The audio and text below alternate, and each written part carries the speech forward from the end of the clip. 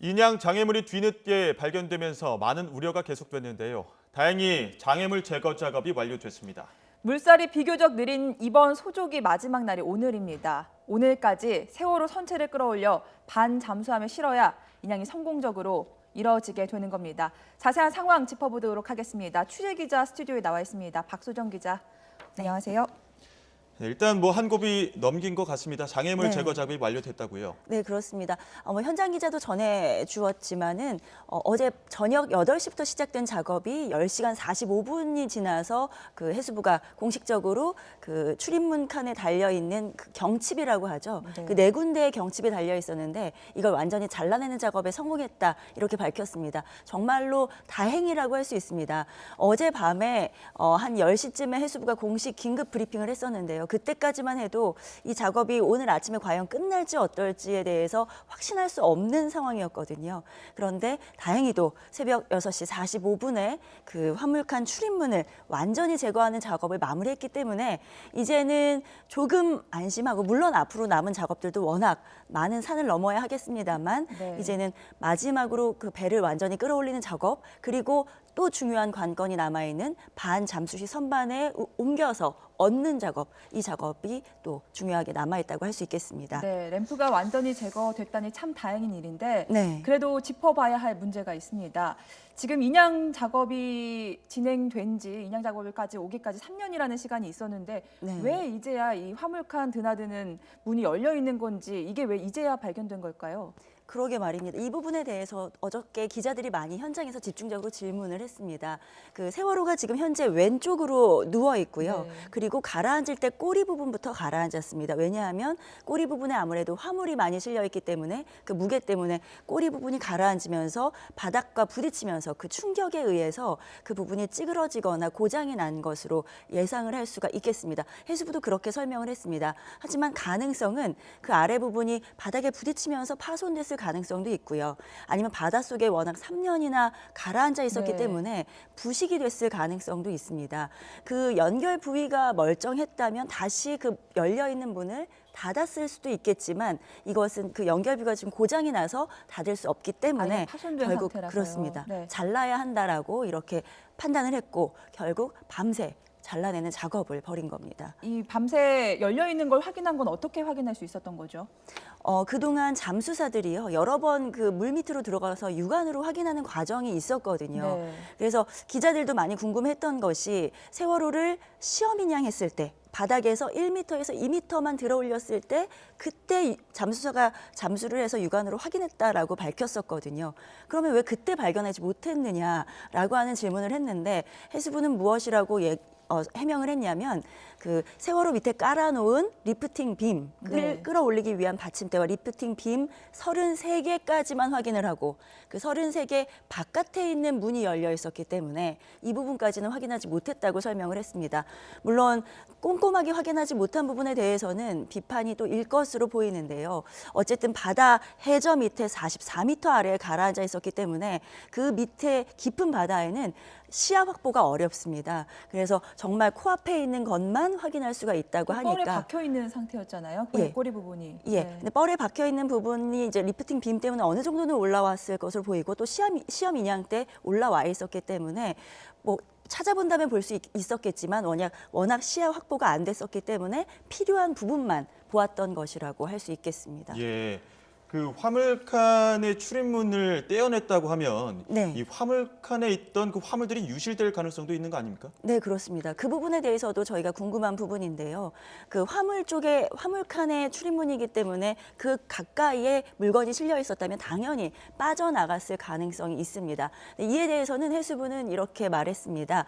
그 화물칸을 큰 컨테이너가 좀 막고 있었기 때문에 다른 유실물이 많이 빠져나갔을 가능성은 별로 없다. 이렇게 밝혔지만 또 유실됐을 가능성도 있기 때문에 얼마나 어떤 부분이 유실됐을지 지금 세월호를 그 주변으로 해서 그 유실물을 막기 위한 그물망을 설치해 놨거든요. 그 부분을 꼼꼼하게 확인을 해서 유실물이 없는지를 수색하겠다 이렇게 밝혔습니다. 네, 지금 세월호 모형이 스튜디오에 있는데요. 네. 지금 좌연으로 세월호는 기울어져 있는 상태고요. 네, 세월호가 이렇게 이 상태에서 왼쪽으로 누워 있는 상태고요. 네. 이 상태에서 꼬리 쪽이 바닥에 이제 닿아 있었겠죠. 네, 문제가 됐던 그 램프 부분은 배 꼬리 부분이죠. 그렇습니다. 이 꼬리 부분에 커다란 문인데요.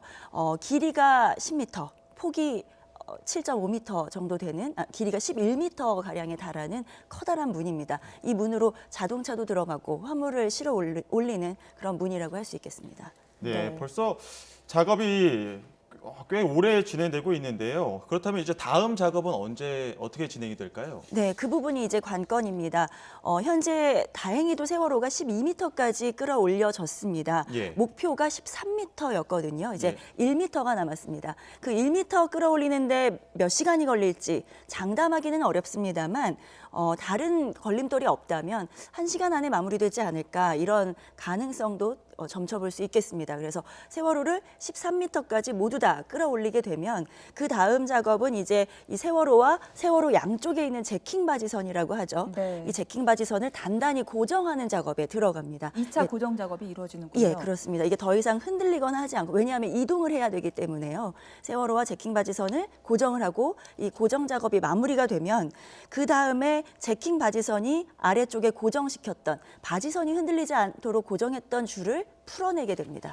기름이 또 이 과정에서 조금 전에 유출이 됐다라는 소식이 들어왔는데 네. 그게 조금 영향을 주진 않겠습니까? 그 기름을 제거하는 작업과 인양 작업과는 별도로 진행이 되는 것으로 알고 있고요. 기름 제거 작업은 이제 배에서 흘러나간 기름들이기 때문에 그 외에 기름 방제선이 투입이 돼서 그 기름을 제거하는 작업을 벌이는 것으로 보이고요. 네. 이것과는 별도로 배를 인양하는 작업은 따로 진행이 될 것으로 보이고요.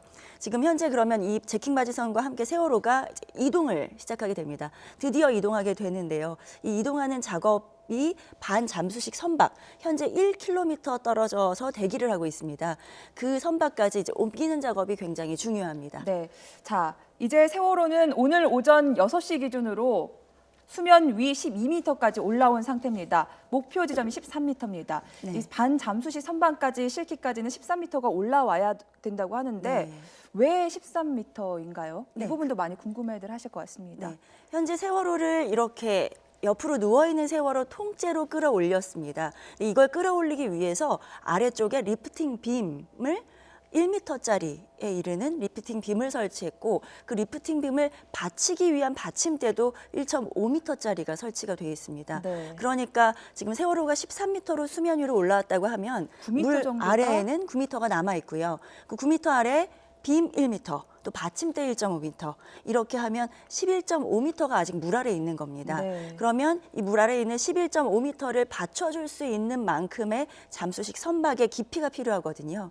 그래서 현재 1km 떨어진 곳에서 대기하고 있는 반잠수식 선박이 13m 정도 잠수를 하고 있습니다. 그래서 지금 한 1.5m 정도 여유가 있겠죠. 그래서 세월호를 그 반잠수식 선박까지 이동을 시켜서 그 위에 얻는 작업이 중요한데요. 그러니까 사실은 굉장히 정밀한 작업입니다. 크게 여유가 없기 때문에요.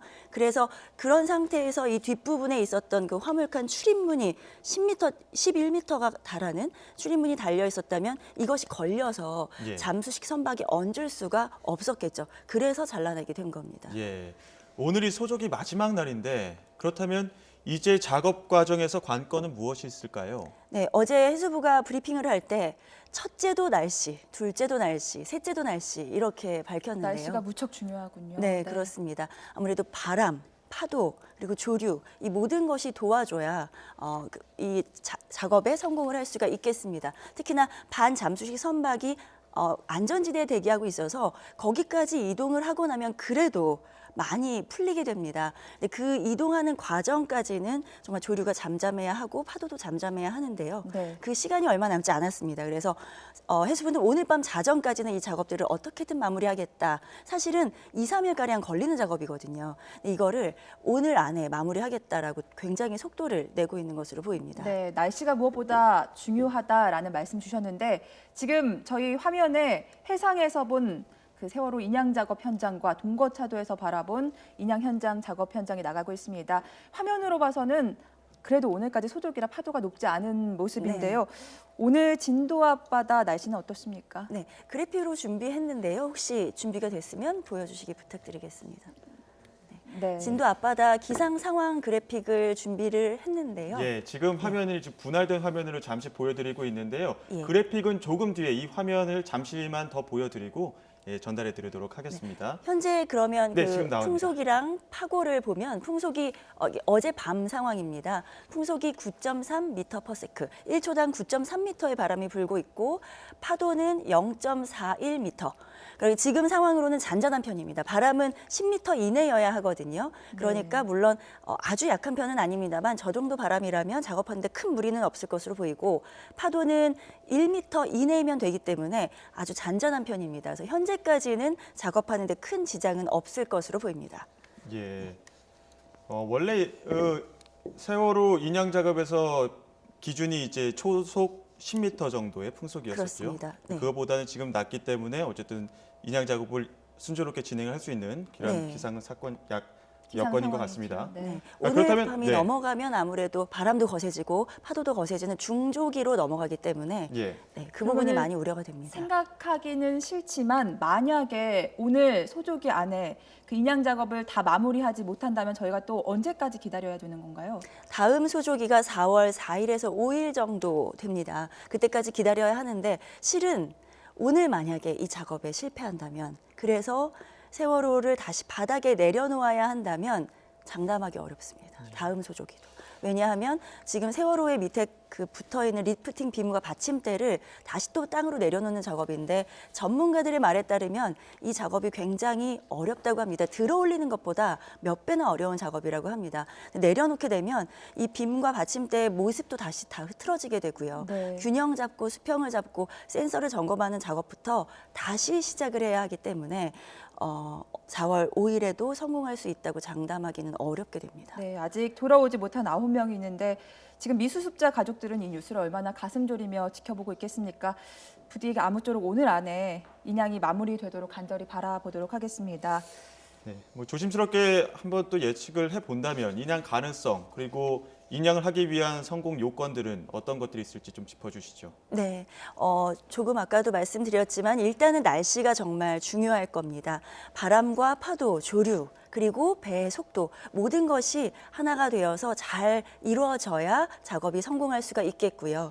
그리고 또 하나는 그 더는 내려놓는 작업이 없기를 바랍니다. 네. 어제 이제 인양에 그 시험 인양에 성공하고 본 인양이 시작되면서 전문가들이 했던 이야기가 바닥에서 1m에서 2m 떨어뜨려 놓는 것이 굉장히 큰 관건이라고 했었거든요. 왜냐하면 그때부터 배에 부력이 생기기 시작하기 때문에요. 그래서 정말 어려운 산을 넘은 만큼 다시 과거로 돌아가는 모습이 있지는 않기를 바라는 마음이고요. 네. 정말 국민들의 모든 마음과 인양단 또 세월호 가족 그 희생자 가족들의 모든 마음을 담아서 강한 열망을 보내는 수밖에 없지 않을까 이런 생각입니다. 네, 그런데 많은 분들이 인양 소식 전해드리면서 답답해 하시는 건 왜 인양이 3년이라는 시간이 걸렸나 이 부분도 있거든요. 네, 그렇습니다. 인양 결정을 내렸던 건 2년 전입니다. 2015년 4월에 정부가 인양을 하기로 유가족의 뜻을 받아서 인양 결정을 내렸고요. 그것도 사고보다 1년이라는 시간이 걸린 시점이잖아요. 네, 많은 논란 끝에 또 세월호 특별법에 대한 논란, 여러 가지 논란 끝에 2년 전 2015년 4월에 인양하기로 결정을 했고 그때 이제 중국 업체인 현재 이 인양 업체죠. 상하이 셀비지가 업체로 선정이 됐습니다. 그런데 그 후에도 인양을 시작하기로 한 건 또 1년이 지났습니다. 2016년 4월. 작년 4월이었죠. 그 사이에 또 많은 논란이 있었고요. 그리고 급기야 인양을 시작하고 나서도 인양을 하려다가 또 실패하고 작업 방식을 바꾸고 이런 여러 가지 과정들 우여곡절을 겪은 끝에 이제서야 인양이 시작됐습니다. 하지만 여러 가지 정치적 상황과도 맞물려 있는 것이 아니냐 이런 논란도 제기되고 있는 상황입니다. 예. 모든 사람들이 기다리고 있는 건 아무래도 그 돌아오지 못한 9명에 대한 수습일 겁니다. 지금 배 모형이 나와 있는데 네. 객실 부분이 어느 쪽이죠? 단원고 학생들과 미수습자가 있을 가능성이 높은 부분이 어느 쪽이라고 볼 수가 있을까요? 그 부분에 대해서는 제가 지금 아주 정확하게 여기에서 짚기는 쉽지는 않은데요. 네. 객실 부위를 일단은 선체를 네, 1, 잘라서 2층이 일단 화물칸이죠. 예, 이 아래쪽은 화물칸이고요. 객실 부위가 이 위쪽이 되겠죠. 이 부분을 잘라서 선체를 수색하겠다라고 하는 말도 있었는데요.